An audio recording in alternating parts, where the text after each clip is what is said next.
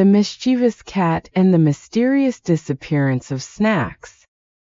It was a perfect afternoon for napping. The sun was streaming through the living room window, casting a warm golden glow over the furniture. Whiskers, the house's resident feline, stretched out luxuriously on his favorite spot by the windowsill. His fur shimmered in the sunlight, and with his belly comfortably full from breakfast, he was prepared to indulge in one of his famous long naps. Everything was peaceful, quiet, and just right. Or so it seemed. As Whiskers began to drift off into dreamland, his ears suddenly twitched. He wasn't quite sure why, but something caught his attention, something faint yet suspicious. He paused, his eyes still closed, and listened carefully. There it was again. A soft rustle coming from the kitchen. It wasn't loud, but for Whiskers, who knew every little sound of the house, it was unmistakably out of place. Curiosity piqued, Whiskers lifted his head, his eyes narrowing as he focused on the source of the sound. The last time he had heard something like this, it had led to a rather unpleasant encounter with a mouse who had made the mistake of sneaking into the house. Could it be another mouse?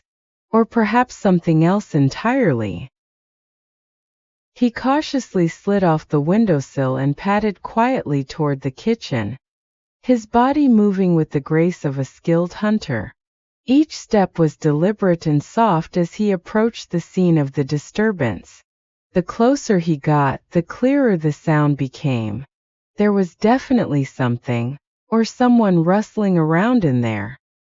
As he rounded the corner into the kitchen, Whiskers froze in his tracks. His keen eyes locked onto the source of the noise, his snack bag. The very same bag his human had carefully sealed just that morning was now half open and shaking slightly, as if some unseen force was inside it. Whiskers' heart skipped a beat. His beloved snacks were in danger. His first instinct was to rush over and pounce on whatever was trying to steal his food, but he decided to assess the situation first. He crouched low, his body pressed close to the ground as he crept closer to the counter. His mind raced with possibilities. Could it be that sneaky raccoon he'd seen lurking around the yard lately? Or maybe Max, the neighbor's dog, had figured out a way to sneak inside? No matter who or what it was, they were about to meet Whiskers' wrath. With a final graceful leap, Whiskers jumped onto the counter, ready to confront the snack thief. But instead of finding a criminal, the bag simply toppled over, spilling out a few crumbs, and nothing else. Whiskers blinked, utterly confused. The bag was empty, completely empty. His snacks had vanished without a trace. For a moment, Whiskers just sat there, staring at the empty bag in disbelief. How could this be? The snacks had been there just this morning. He sniffed around the counter, desperate for clues. His sharp nose picked up traces of the delicious snack scent, along with something else, a strange, unfamiliar smell. His whiskers twitched with suspicion as he followed the scent down from the counter and toward the back door. As he investigated further, he found tiny paw prints and a light dusting of flour on the floor. They weren't cat paw prints, though. They were smaller, and they led toward the open window by the door. Whiskers' eyes narrowed.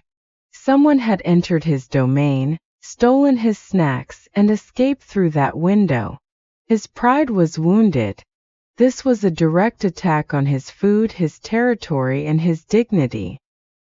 Whiskers hopped up onto the windowsill and peeked outside. The scent trail continued into the yard, leading him toward the fence that separated his backyard from the neighbor's. His eyes scanned the perimeter, and then he saw him, the culprit. Perched on top of the fence was a scruffy-looking raccoon, happily munching on the last of Whiskers' beloved snacks.